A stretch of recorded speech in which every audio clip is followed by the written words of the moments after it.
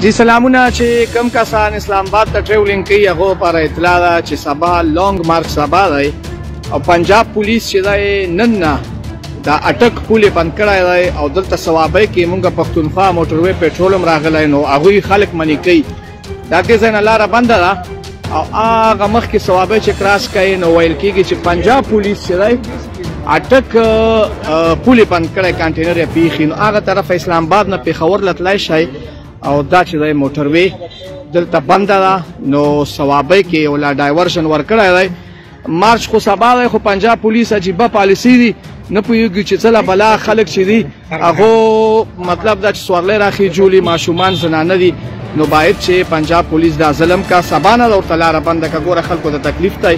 نو څوک چې راځئ موټروي نه ډډه وکړئ موټروي باندې مه راځئ ځکه چې دلته ډېر بلا ټریفک جیم دی او حکومت خیبر پختونخوا طرفه هیڅ پابندي نشته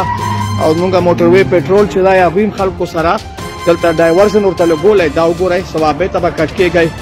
نو پور مینجمنټ پور پالیسي باید چې پنجاب حکومت دا تکلیف خلکو نه ورکړی او یا صوبایي چې کوم پښتونخوا حکومت ته هغې سره کوارډینیشن کړی وای چې په موټروي انټري پوینټ باندې خلک نه راپرېښودی اوس دا ډېر خلک یا دلته راګیر که څوک مردان ته واپس شي څوک ثوابۍ ته ځي هلته جي ټي روډ هم تر بلاک دی نو اوس نه لانګ مارچ والا ته دا اطلاع ده چې موټروي ورته بنده ده او خپل که تیاری په جي ټي روډ باندې نسئ وینسئ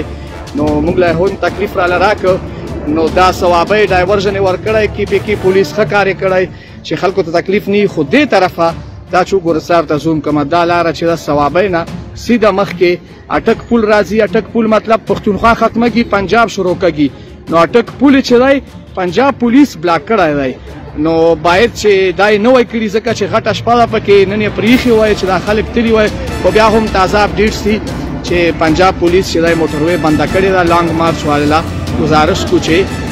سبا نه چې راځي نو موټروي ورته په اټک پول کې بنده ده بس دغه اپډیټ وي مننه